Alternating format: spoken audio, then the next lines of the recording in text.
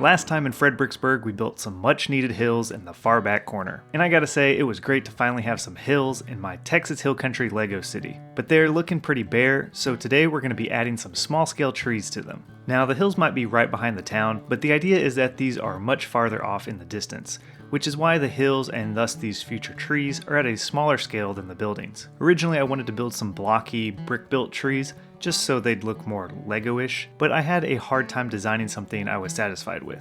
There are great examples of small pine or fir trees out there, but those aren't the types of trees we have on our hills in this area. We mostly have oak trees, specifically escarpment live oaks, which as you can see have a more rounded, bulbous, leafy canopy and lots of crooked, windy branches. However, all of my initial attempts proved fruitless, as I thought they just looked too manicured to be out in the wild. So I switched gears to a more leafy looking tree.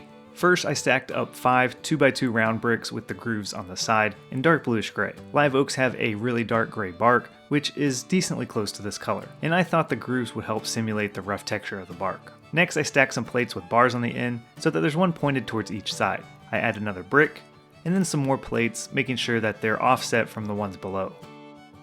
Then I make some branches by attaching a few leaf pieces on a plate with a clip. These branches aren't as crooked as the real trees have, but I think the hinge angle and the color of the plates will be somewhat representative at this much smaller scale. Lastly, I top the tree with a few more leaf pieces. I think it looks pretty good, and it definitely looks like a small tree. So now it's time to test it out on the hills. It turns out that my hills are a little too steep for this tree. You can see that the leaves on the backside are running into the bricks of the hill.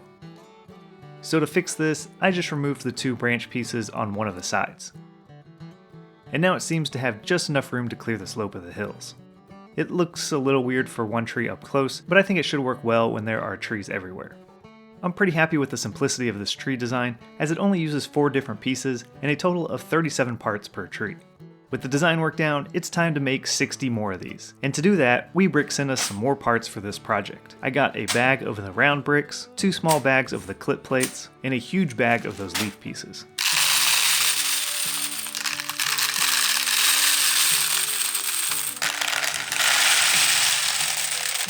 Now, if you haven't heard of Webrick, it's a website where you can buy generic pieces for your MOCs. They have a super easy to use upload tool where you just upload your MOCs part list and they automatically select all the pieces for your project. And you can even buy parts by the kilo like we have here with this big bag of leaf pieces. I've used Webrick several times, including in the last video when we built those hills. Today we're getting a little better look at their parts with 4 different pieces, and I gotta say that they all seem to be the same high quality as Lego parts. The bricks look great and fit together snugly, and the leaves are that slightly bendy plastic that Lego uses for their leaves. For me, I think the convenience of ordering with a parts list or by the kilo, and of course the big cost savings, is definitely worth it. And here's what 61 small oak trees look like. Man, that was definitely some repetitive work, and I'm hoping the end result was worth it. Although I'm somewhat worried about my tree design, as those leaf elements don't have the strongest connection and already seem to come off pretty easily. This isn't a flaw of these specific parts, as everyone knows that Lego's bendy leaves behave the same way, being molded in that different plastic, which is why they're usually attached with a bar piece. Now, adding these trees to the hills turned out to be a pretty difficult and somewhat frustrating task. I had to awkwardly kneel and crouch up on the city platform, scrunched up in this little corner, and I had to constantly reattach leaf pieces that kept falling off after every few trees. I'm definitely second guessing my tree design, but it's way too late to come up with something different now. Alright, so after a lot of effort, here's what it initially looks like. I think it looks decent, and you definitely don't notice that all the trees are only 3-sided. I ended up using all of the trees I made except 5 of them, including 2 that just kind of exploded in my hands as I was reattaching some leaves. You can see that on the steeper section of the hills, I wasn't able to place them quite as close together, as they only had 1 row of studs to attach to. I didn't consider this when building the hills. To help fill those gaps, I also have a bag of these bush pieces that I got from Webrick. I thought at this smaller scale these bushes would act perfectly as cedar trees. Besides live oaks, this area also has a ton of what we call cedar trees. They're actually ash juniper trees, not cedars, but most people here probably don't even know that. But if you look at the younger cedar trees, they look just like these bush pieces. Now, I did notice that these bushes from Webrick are, oddly enough, slightly smaller than the ones from Lego. I don't know if you can tell on camera, but they're just ever so slightly smaller. Not a big deal though. I didn't realize these bushes with a 2x2 base actually need a little more room to attach because they angle outward from the bottom. So I placed 1x1 studs to the bottom side in order to get them to stick to my hills. Alright, I think that help fills in the bare areas where the trees wouldn't fit, and it helps to diversify the forest. A lot of people here don't care for cedar trees and consider them invasive, but they're actually a native tree and are quite vital for the survival of some birds like the golden cheek warbler, which has an endemic breeding range in the Texas Hill Country.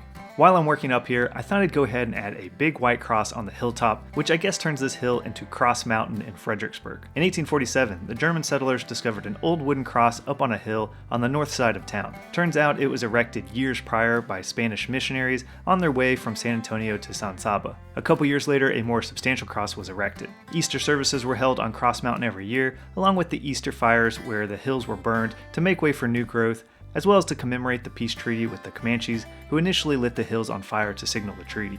Looking at the hills, I think that I maybe should have mixed up the modules by attaching half of the green plates to the bottom of the tan plates. This way the hills would have been more random instead of these stripes that you can see. I might try that on any future hills I build. One last thing, I added some grass pieces in front of some of the sections with more visible tan areas. It was really hard getting them in place, and I actually had to use tweezers, but I think it contributes to add to the overall look of the hills. You can probably see the grass most clearly around the bottom.